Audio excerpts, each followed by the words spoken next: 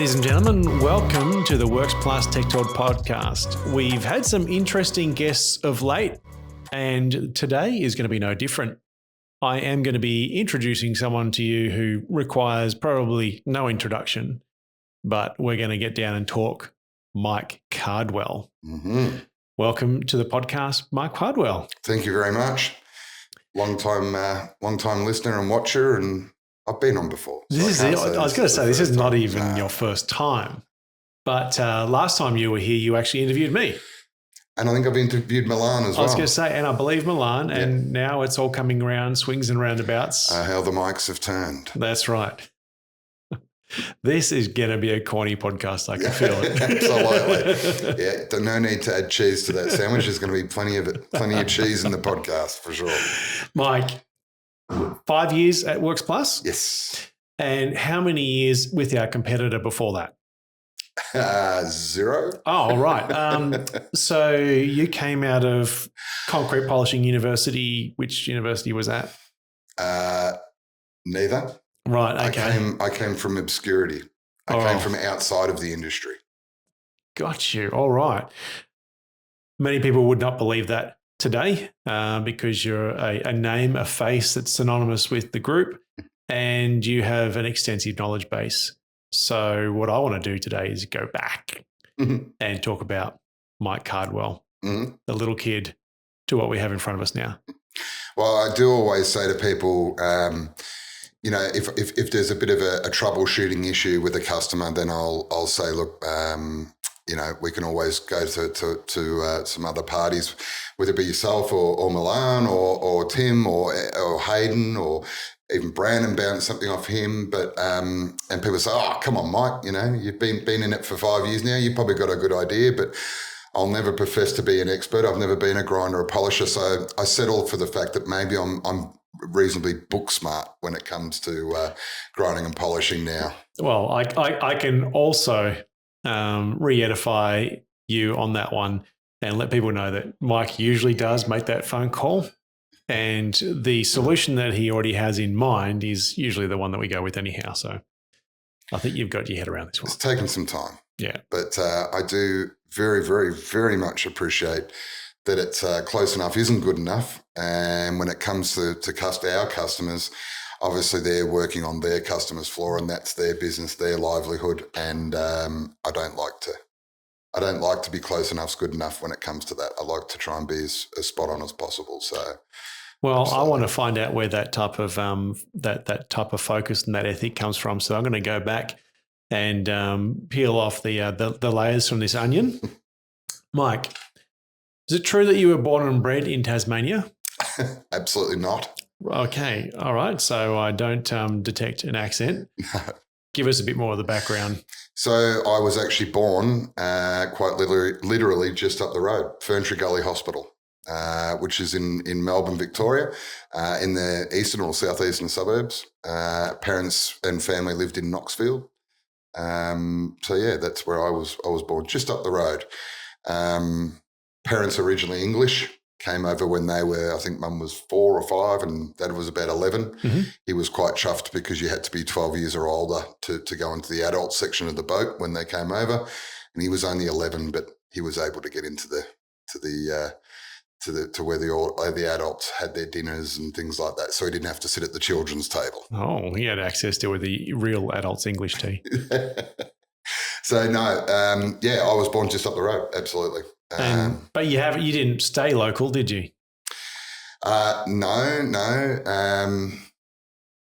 I guess I was 25 when I moved over to London. I went for a year, came back about 6.5 years later. As I say, parents originally English, so dual passport, English and Australian. So back then England was part of the EU, so that really helped as far as doing travelling while I was over there. Did the usual bar work and that sort of thing in London when I was there for a year and a half, 2 years. Went to Stansted Airport one morning, extremely hungover. Walked up to the counter and said to the lady, head Scotland, tails Ireland. So I flipped the coin at the counter and it came up tails Ireland. So I said, I'll have a ticket to Ireland, please. And she said, they've actually been delayed. There's no flights for about 5 hours, but you could go to Scotland, if you wanted to go. I said, no, I'll stick with the coin. Plus, I could do with about a 4-hour nap on the floor of the airport over there to try and get over the hangover. But yes, went off to Ireland and was there for about 4.5 years and that sort of thing. And again, the bar work there, and ended up working at a 5-star hotel in Dublin, and became bar manager there. If you needed an Irish coffee made, they'd get the Aussie bloke, which is me, because I could make the best Irish coffee. So well, that makes sense. And then after a stint of selling diamond engagement rings, so you've been in the diamond game before. I actually have. And funnily enough, I was doing really, really well at that job. And they wanted me to become a store manager. And I said, no, I don't think that's for me. And they said, well, you have to be a store manager or we don't know if you should work here. So I said, that's fine. So I went and one of my mates kept at me to go and work in construction, because construction was booming at that time in Ireland. It was the Celtic Tiger. So I got into construction. My stepdad's actually a bricklayer, so I've worked on building sites and that before, and ended up working my way up from a D grade labourer up to an A grade labourer. And then I was working on a shopping centre, a really, really large shopping centre and apartment block. And the construction manager of the whole site called me into the office one day and said, and he had the 4 engineers in the office with him, and the engineers would come and give all of us work, and we would go and get certain jobs done. They said, we'd like to promote you and make you a ganger man. And I said, okay, that sounds great. What's that? And they said, do you know what a ganger man is? I said, more money? And they said, yeah. And they said, but basically the 4 engineers would come to me, and then I would organise the 15 to 20 labourers into groups, and they would do the job. So they would come to me and I would do that. And yeah, years later, coming out of car sales and things like that, love sales, didn't quite like working weekends during car sales, but I remembered back to that time in construction and how much I loved it. Yeah. Loved being on site, loved dealing with guys, and that sort of thing. So I was like, how do I blend sales and construction? How do I do that? So that's sort of where that came from back then. Yeah, right. Little thing called the GFC hit, Global Financial Crisis. So I had a return ticket booked home to come back for a visit. I came back and I went from running that crew of 15 to 20 guys 6 days a week. They'd always be at us to work more. Yeah. I couldn't get 1 day a week just labouring for myself. Wow. So when you think the GFC times, if you were up and running back then, how they sort of hit here, you've got no idea. Over there, it just, because it was booming, so it went sort of from that down to that. It really hit hard. Right. And so then you came back home. Came back home. And what were the job prospects looking like in, was it Melbourne that you returned to? Yeah, back home, back to Melbourne. Yep. Prior to going over to Europe, I was in the car industry, qualified auto electrician. Gotcha. And that led me into car sales, which Dad's always been in car sales. He started off in spare parts when he was younger, and he was always in car sales. So, you want to be like your dad and that sort of thing. And with which motor group? So at the time it was California, I believe it was, which was Jaguar, Land Rover and Peugeot. And Dad, so they had a bigger workshop than they did a showroom then, right? Pretty much, about same. But I always wondered that selling new cars and things like that. But obviously, when they come back for service over and over and repairs and things like that, that's always a big part of the business. Yeah, particularly if it's an English manufacturer. Well, don't look for the red wire for power because they're brown on an English car. So you've got to know these things. But that was great. And I worked for Porsche for a while as an auto electrician and that sort of thing. That was fantastic. But that really sort of led me into sales, which I started at Toyota, Lane Toyota, Glen Waverley. Yeah. Back in the day. So that was good. And then I went to Land Rover in Malvern And then that's when I left to go over to Europe. So where I was leading to is when I moved back to Australia, yes, I went to work at Volkswagen with Dad. He was the sales manager there. So I went and worked there for a while. And as I alluded to before, that working 6 days a week, full days on Saturdays, I thought to myself, well, it's just because you want to go out and kick your heels up on a Friday night and you don't want to get up for work. And I said, hey, that's the only reason you're doing it. Don't be lazy. Mm-hmm. And then I sort of thought one day, well, if I do end up with a family, I'm probably going to want to spend time with them. Yep. So maybe I should consider a change of career. And at that stage, I think I was about 30 odd. So I thought, oh, it's not, felt old then, but it's not really, is it? Well, you've compressed a whole lot. Yeah, absolutely. Into your 20s for sure. Yeah, no, for sure. And I might have been early 30s, but then I went and got into sort of, the construction industry, but in a sales sense. Worked for a plumbing supplies company for quite a few years. One that everyone knows. Yes, no doubt. Mm-hmm. And then from there, I was up in Canberra and I was thinking of moving back to Melbourne and finished up with them thinking of moving back to Melbourne. And I thought, well, I'll get out of my apartment. I'll move into a share house with some people so I don't have a lease I need to get out of and start gearing myself up for a move back. And I was about a month into about a 6-month plan, and then a little thing called COVID happened. That's it. So my younger sister said, if you should come home. I want you to come home. If you move back here, you can stay at our place, her and her husband, which was very generous of them. And they didn't have any kids at the time. So they said, you'll have your own bathroom, your own bedroom, everything else. And I said, okay, I'll just wait and see what happens a bit and things like that. And then they started talking about shutting borders down. So then I think I gave notice of work one day and the car was full to the brim, packed, and I drove out of Canberra the next day. Wow. And in the meantime, my little sister rang me and said, you'll have to isolate for 7 days. So you can't live here if you come back, because they were still working. They said, you can't live here if you come back and do that. I was like, yeah, right, okay. Look, that's the nail. I've really got to come back and do it quick and get it sorted before they bring these rules in, Yep.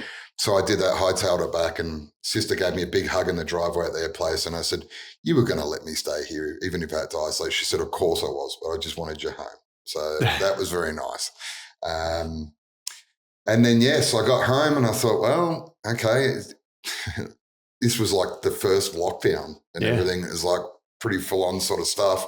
It's like, well, try and get a job, I guess. So I saw an advertisement for a company which I did some reading up online, looked like a good company, and it was about didn't get the job. It was talking about concrete grinding and polishing.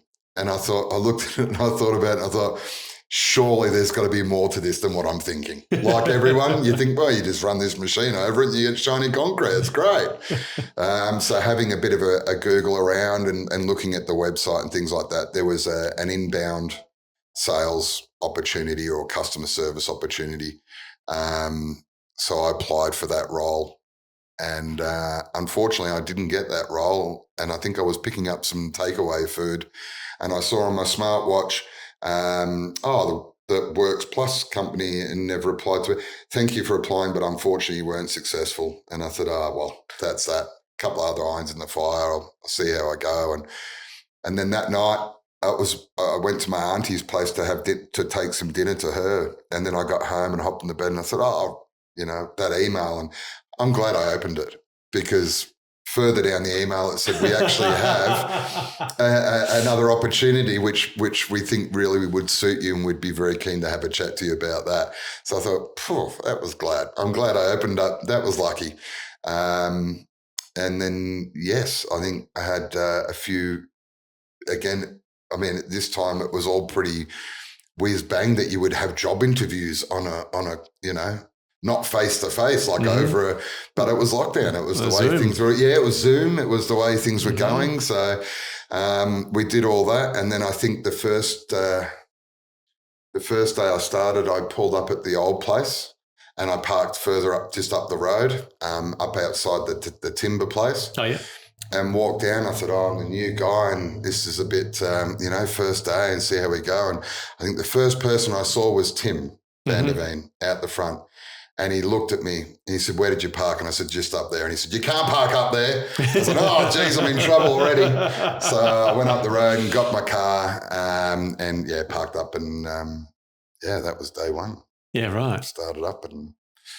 It's interesting, it's the one that was the first person that you saw, but the person who has probably the greatest amount of issues or problems sticking to the rules of parking wherever we are is the one who told you can't park up there.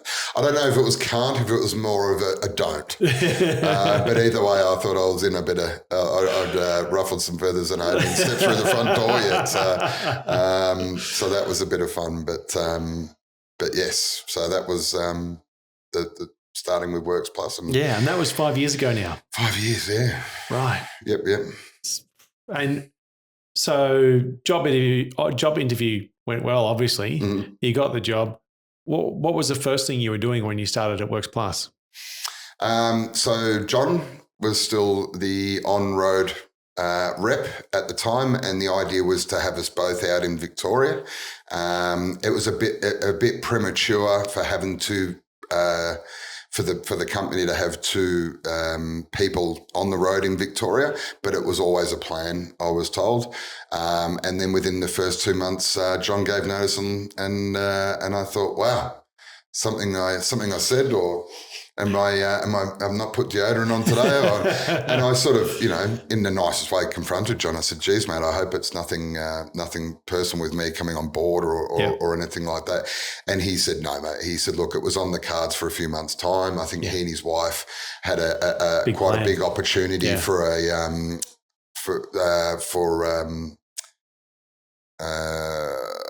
charity. Yep. And that was expanding at a rapid rate. So John was going to go and help with that. So it felt a bit better that I hadn't upset anyone or anything like that. But so then I pretty much grabbed the reins and got a bit of a handover from John and pushing through rings of steel. And I think it was pretty cool one day when I turned up to the Ring of Steel to go to Bendigo. And I thought, oh, geez, I haven't got my permit handy. I'll have to see if I've got it on my phone. I pulled up and the guy said, hi, Mike. And it was one of the guys and they kind of know me because I've been going back and forth through there a bit. So that well known. Yeah. So, but it was pretty interesting times for a while there, working during lockdowns and things like that. But finish work on a Friday. It's like, oh, gosh darn, I've got to go into lockdown this weekend. It sounded fantastic because all I've been doing is driving around all over the state. So, okay. That's right. Not obliged to go anywhere. No, that's right. So, but no, it was cool. And you got everywhere in half the time of what you do now. Amazing. It was like driving through the city at 7:00 on a Sunday morning. And sometimes I'm sure I turned down a road a couple of times in a city and I was like, is this road shut? Did I not see a sign? Have I come down? It was a bit eerie. And I remember driving past Tullamarine Airport and that was just amazing because it was like one of these zombie movies you see. It was just empty. You could not spot one person walking around or anything. It was pretty surreal, pretty crazy. But yeah, started up with WORX Plus and a bit of a baptism of fire, having to learn what products were and how things worked and grinding and polishing and things like that. But I'll definitely say for the people and customers I've been dealing with all this time that I had great training and support internally, but a lot of customers sort of really see that I was there to have a good go and customer service was a big thing I could offer. I said, look, I might not have the expertise, but I can promise you, the phone rings, I'll pick it up. If you need me there, I'll be there as quick as I can. I'll be servicing the heck out of you. So I can promise you that much. And I think that promise went a long way with a few people. Yeah. And they really, I was learning when I was dropping gear off and selling gear to them. They were kind of explaining to me what they're up to and how they were going about it. So hats off to the customer base for helping me along as well. Yeah, thank you very much. Thank you very much for embracing the Cardwell movement, even though it was maybe 12 months before they actually saw you without a mask on. Yeah, that's right. That's what you look like. And 5 years without a hat on. But it was quite strange. I think the first few times without a mask, people are like, oh, so what's that? And they said, you've got a beard. And I went, oh, yeah, I have done since I was like 20. It was quite funny. So definitely interesting times. Mm-hmm. Never learned to start with a company and form a career and that sort of thing. But just during that time, it was pretty interesting. Yeah, absolutely. So thank you to WORX Plus for actually letting me travel around all over the place during lockdown as well. Look, we didn't have any other applicants. So that's, I guess that's basically my story. Yeah. Okay. So you've come out of a few industries. Mm-hmm. The auto electrician has formalised training, right? A governing body. You were with a plumbing suppliers company, which also has formalised training in a governing body. And I'd like to, I guess, get some of your feedback in regards to this industry that you've stepped into now. Which are you saying car salesmen don't have a formalised training? I wasn't going to mention those guys. Sorry, yes, I cut you off. I want to try and keep this G-rated. You've stepped into a industry that doesn't have formalised training. Just about anyone who can rub two diamond tools together can go out and do this. Yep. I want to know from your perspective, what have you noticed as being some of, I guess, the trade pros and cons that stick out? That's different. A bit of a question without notice there. I guess having the formalised training and I suppose whether modules and recognised government certificates of accreditation and things like that. Obviously, that has good and bad aspects, but I think mainly good, and that is it gives everyone like a formalised qualification that I guess as an auto electrician, you say, oh look, I've got to get some work done on my car, and I say, well, I'm a qualified auto electrician. So as opposed to the other person that comes along and says, hey, look, I'll have a crack at it for you. Mm-hmm. It sort of provides that, like you were saying a minute ago, anyone that can rub some diamond tools together. Whereas if there was a set qualification and an apprenticeship or something like that, if you like, then that gives like a formal accreditation that you can provide when quoting jobs and things like that. Yeah. And we have our training seminars and that sort of thing. I guess one of my leading lines is there is no apprenticeship, there is no formalised training and that sort of thing. So I guess our seminars can be a good thing, a bit of a carrot to wave to someone who's trying to get into the industry, if they're trying to employ someone and that sort of thing that, if you're sitting there and doing an interview when you're a 16-year-old kid and you're like, oh, so, I'll have a qualification how long do I need to work to get that qualification? It's like, well, no. So at least you can say, look, after your probation period, we can send you to Melbourne for a couple of days, put you up in some accommodation and do this training seminar and that sort of thing there. So at least it gives them a bit of a carrot to work towards, but also something that they can feel is a bit more of some formal training outside of the guy or the company they're working for, and that sort of thing there. So yeah, I guess when you ask me that, that's what I sort of think back to. That it's good to have that certificate. I left school when I was 15. Mm-hmm. And I said to Mum, I want to leave school. She said, you can't leave school unless you've got a job. Calling my bluff a little bit there. And then I went off and got an apprenticeship. So my mates were finishing school with their HSC or VCE, I think it was. Mm-hmm. And then they're going off to do their apprenticeship. Well, I was fully qualified when I was 19. Yeah, right. So I had that certificate. It wasn't a VCE certificate, but I've still got it at home. It's a Victorian, recognised certificate of being a qualified auto electrician. Yeah, okay. So that was my certificate. And as I say, then a lot of people were going to start an apprenticeship anyway when they were 18. So yeah, you've already arrived there. Yeah, got in front of it. So I guess having that certificate gives you I won't say a lot of power or anything, but it gives you a formalized, I guess doing the role I'm doing now has nothing to do with that certificate, nor did it did with other jobs I've done in the past.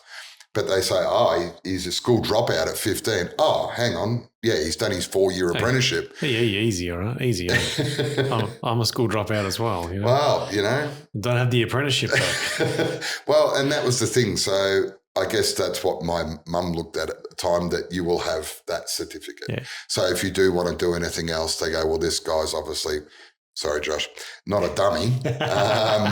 He didn't finish high school, but hey, he his form of commitment and things like that. He did this 4-year apprenticeship, which required going to trade school every 6 weeks for a week at a time and things like that. So I had that certificate as opposed to a school certificate. So what you're telling me, auto electrician, it took you 4 years to learn the positives and negatives of the trade. Boom, boom. You did say it was going to be corny. Yeah. So look, there's definitely benefits to that. And then I guess from that, hi, Josh, my name's Mike. I want to come and work in your company as a concrete grinder and polisher. That's great, Mike. Are you qualified? Actually, no, I'm not. I'm 3rd year into my apprenticeship. The last company I worked for, I'd like this opportunity. No worries, Mike. We can finish your 4th year for you, and we'll keep you going as well. And let's do it together. So it gives you that formal idea of where someone is, as opposed to come out and go, yeah, mate, I'm the best at this stuff. You should see me go. Yeah. And you've just got to have a bit of faith, or put them on for a few days and see if what they're saying is right. Yeah. And true. Yeah. So it puts a lot of that formalization around, who someone is and what they are, as to what their knowledge is, and that sort of thing there. So I guess that could be the big benefits of having some formalized training. Because we've had a lot of discussion around this previously, haven't we? I mean, you come back, you come from a formalized training and a structured trade, and I don't. And we both understand the pros and cons to both of these approaches to the market, I guess. Yeah, definitely. And I guess formalized is the word, rather than just taking someone's word for it or something like that. That you really, if you're getting someone who's fully qualified and that sort of thing there, I mean, again, and it would be just the same if, and I believe we've had some people do it in the past where they've come and done our seminar and then gone off to try and get a job opportunity. Absolutely. With a company. And same sort of thing, would like to think that, look, I've only got a year's experience with another company, but I've seen you guys on Instagram and I really want to be a part of what you're doing. So yes, I've only got a year's experience, but I did the WORX Plus training seminar and I've done other training, and that all sort of adds weight to, I guess, your application or your putting yourself forward. Yeah. So yeah, that's how I've sort of always modelled our seminars around that sort of thing. The salesperson in you is never dormant, is it? No, it's pretty ingrained, I think, at this stage. I'm just envisaging people switching off the podcast right now to go and book themselves into the next seminar. I hope so. I think you get a lot out of it. And just to finish off the sales spiel, that we've had people that have been in the industry a long time that come and do it. And just to really finish off the sales point of view, probably the biggest feedback I get from our customers that have sent some of their people to do it. Yep. And I say, look, what did you guys think? And what's the feedback? And they say, mate, it's amazing. Probably the best thing about it all is they know I'm not being picky now. Mm-hmm. They know that this is the way it should be done. So just to have some other people say this is the way to do it, it just really reaffirms what they're trying to instill into their to their people working in the company. Yeah, certainly. Yeah. So there you go. End of sales spiel. But I think it's a really good thing for the sake of a couple of days away from the company, and it can be a bit of a treat as well. It's the company that you're working for having a bit of faith in you that they want to invest into you. And I've been sent to nearly all of them. Yeah, you have. Yeah, they're great. Great lunches. Yeah. Good barbecue. Yes. But yes, so no, I think it's definitely a positive thing. Okay. I'll have to sign up for the next one. Mm-hmm. No. Funny enough, I think the most training seminars I've ever done was probably for the car industry. Yeah, right. When I was selling cars, there's always some big sales training thing out there as well. So, well, you were working for Volkswagen, right? At some point, Volkswagen so you had to learn how to fix gearboxes Toyota on the fly. Gotcha. And Toyota as well. Toyota, yeah, Toyota as well. So they were always good to work for. But I miss the car industry. I do. As I say, my father and my grandfather were both in the car industry, so it's in the blood a bit. But with buying and selling machines is going to be fun, and I'm looking forward to it. Yeah, watch out, everyone. Absolutely. If you get approached by Mike and he's selling machinery. My grinders are the only ones that come with roadworthies. but no, it should be good fun. It should be good fun. But yeah, I think you've soft spot for cars, so that maybe that helped me into the interview a bit as well. I still enjoy it. Yeah, I've worked at the dealership as well. So, can certainly relate. Got another question for you in regards to, I guess the industry evolution. Mm-hmm. All right, it's come a long way. Obviously, it's been developed over about 30 years from as far as the mechanical polishing side of things. I'm really focusing on. Mm-hmm. You came into the business 5 years ago. Mm-hmm. Has there been much evolution in that time? There really has. I know everyone says this in the podcast and things like that, and maybe to a lesser degree than, say, yourself or Tim or something like that. But still the evolution in tooling and that sort of thing there. I remember when GRTs come out and things like that. So definitely an evolution in tooling. And as far as the contractors themselves, I can't say so much maybe of an evolution in them, but certainly them taking on, updated machinery, updated tooling, embracing all that, wanting to be at the forefront of everything. The amount of times I see guys, whether it be a weekly, fortnightly or monthly basis, and first thing they say, "Hey mate, what's new?"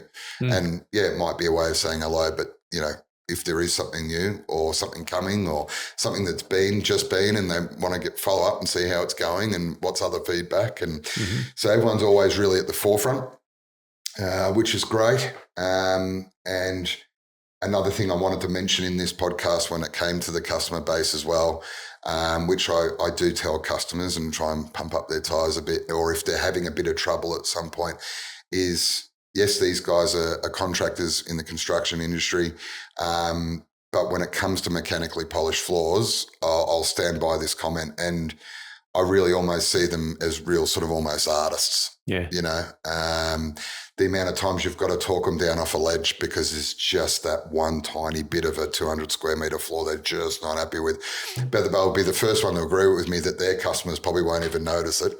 And then I'll have to try and talk them down off the ledge and say, well, what else are we going to do? We've tried everything else to do this. And it looks amazing. Yeah. And I mean, I don't have as trained an eye as they do or yourself and that sort of thing, but I think it looks amazing. So, of course, their customer, who maybe has a slightly less trained eye than I do, they're going to think it's amazing. And then I'll see them a couple of months later and what did they think? They say, they loved it and the builder loved it and everything else. So, but majority of the contractors out there, I got to say, hats off to them. They real passion and artistry that goes into the floor. Yeah, I think we're really blessed in that. We've talked about this a lot of times, Mike, having standards and all that sort of stuff. And in every other industry, what the standard creates is this is the minimum standard that you must install to. And that becomes the status quo. Everyone only does to that standard, whereas the contractors in this business are constantly pushing the envelope.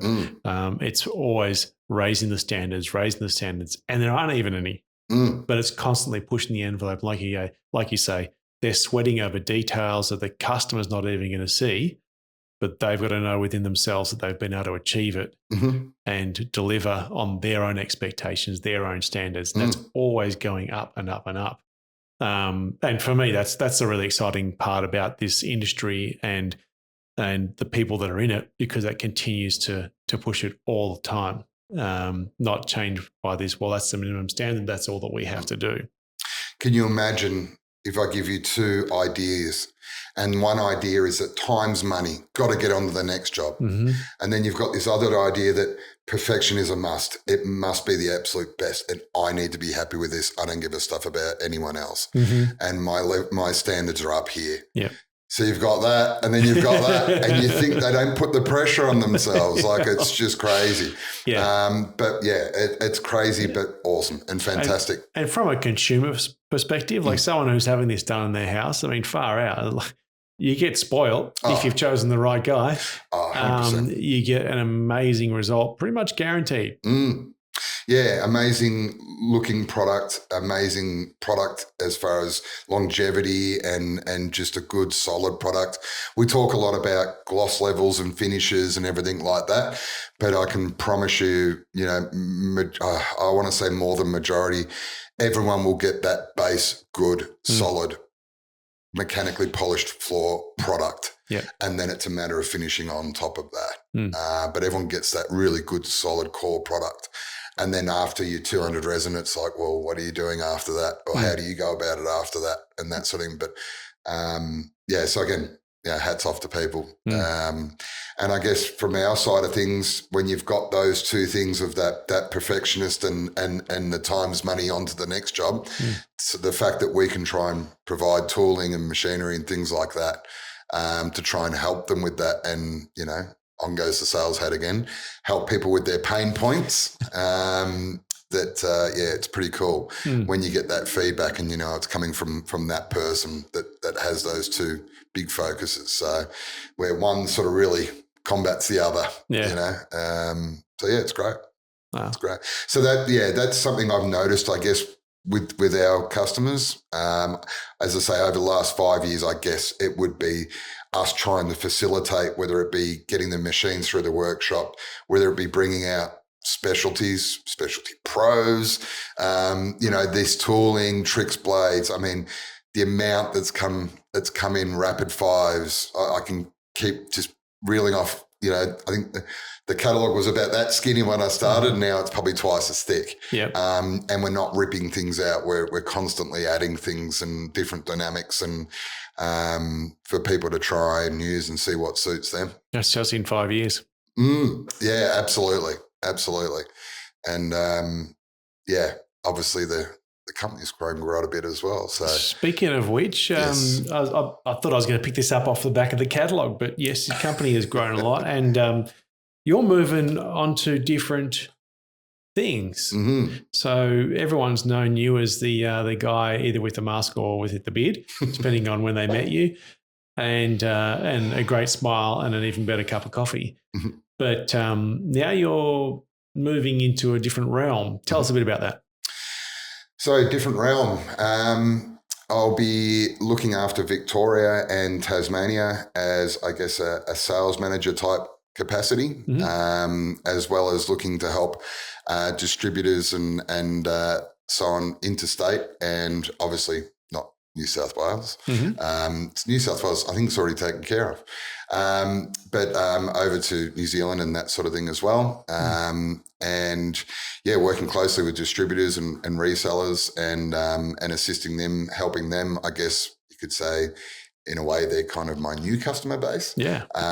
So looking forward to that, and that's all really exciting. And then having the business development managers or the sales reps in Victoria, someone coming in to replace myself, and of course Brandon, who everyone knows and loves. Going to replace Brandon?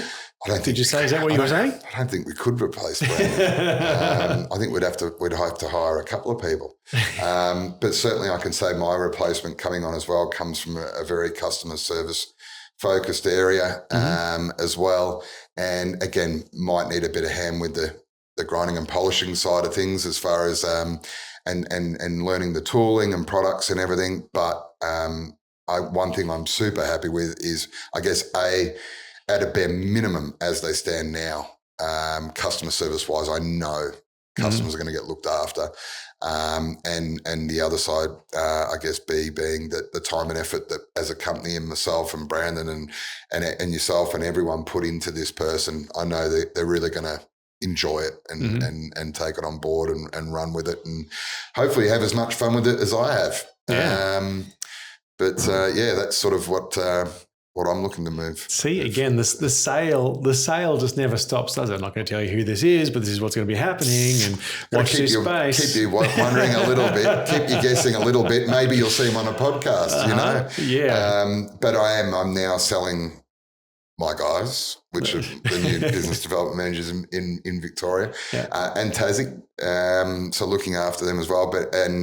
Just absolutely looking forward to rubbing shoulders with with our partners interstate and New Zealand and that sort of thing as well. It should be they've been my responsibility for a long time. So that would suggest that they've been terribly neglected. And so I've been able to. It's always been a pleasure to witness what you've done in Victoria with all of our partners out there, and been great to watch you develop and your skills develop too. But of course, your character that always makes you easy to work with, and for me, it's always been your thoroughness as well. And I'm actually really looking forward to our distributors and resellers being able to be exposed to some of the card well. They might say it's card great after that. I'm certainly looking forward to seeing what you do in that space, because I think you've done an excellent job in the space that's Victoria. Built it right out. Had to bring on an additional person that's been branded, and which is like a person and a half, really. Yeah, well, if you calculate the height and everything and the weight, then definitely a person and a half, if not two. So. I'm certainly looking forward to what the next 5 years at WORX Plus looks like, and I think it's going to be a lot of fun. I'm looking forward to seeing what the next year is going to be like. It's going to be it's going to be pretty exciting, and absolutely. Thank you, mate. He did it again. It again. You know, the sale, the 5 years, the year. The year, absolutely. I see you 5 and raise you 1. But no, it's going to be great. It's going to be good fun. Get out there and have a bit of fun with it. And thank you for the support and everything. And it has been a good 5 years, and looking forward to another 5 more, but obviously a lot more. But the next 5 years, wow, where are we going to be? What's that? 2029. Yes. You'll be 30 then. Yes. All right. Enough about work. Mm-hmm. We're nearly ready to wrap this up, but I'd like listeners to know a few of the things that we have to deal with here at WORX Plus on sometimes a weekly basis. What football team do you go for? Are you into football? I am into football. I used to play a bit of sports back in the day, but not so much these days. Now, definitely more of a spectator. But Essendon Football Club for the AFL, Melbourne Storm for the rugby league, and I guess I kind of go between the Melbourne Stars and the Melbourne Renegades for the Big Bash cricket. But you will find me at a Christmas time in front of the television for 5 days straight watching the Test cricket.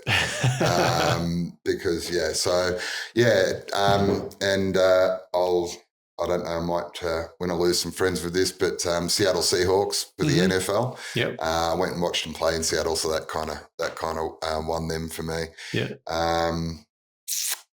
Like watching a bit of F1, love the V8s. Back in the day, I guess I was more of a Holden man than a Ford man. But Porsche is always very near and dear to my heart. Well, if Holden and Ford aren't around anymore, I guess you have to go for the next closest thing, Porsche. I'll have to go for the Porsche, and I will have one day. What model? What year? Probably a 993, which is a derivative of the 911. 993, which was last of the square shape, last of the air cooled. What year is that? I think it was like early 90s, early 90s. But yeah, last of the air cooled, not this water cooled stuff, and not round and bubbly. It was square and mean and tough.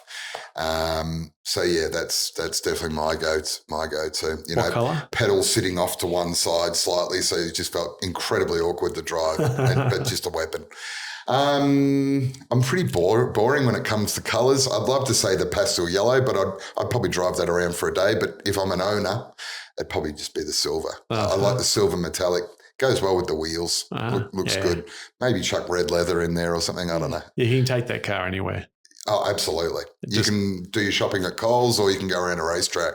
Mm-hmm. Try getting a Ferrari up and down the entrance in and out of Coles. Good luck. Yeah. Or Woolworths. Or Aldi. Yeah. Can't be affiliated. That's right. But yeah, so that's one day, and then that's the day-to-day Porsche. Otherwise, it'll be a 356 Speedster, like what James Jean drove. 4-wheel drum brakes. I don't know how he came off the road with 4-wheel drum brakes, but looks cool. Porsche Spider 356. If you don't know it, look it up. You'll know what I mean. And that's the retirement car sitting in the garage. Absolutely. Well, I look forward to it. Maybe we can still hang out then. Absolutely. Mike, thanks so much for joining us. Thank you. It was great to have a little look into the life of Mike. Mm-hmm. And I'm certainly looking forward to what happens in the next 5 years. Me too. And just by the way, happy birthday. Thank you very much. And I'm not 30. If it's like they've used a good filter. All right, man. Thanks very much. And thanks everyone for listening. And hey, look forward to joining you in the next episode. Absolutely. Cheers.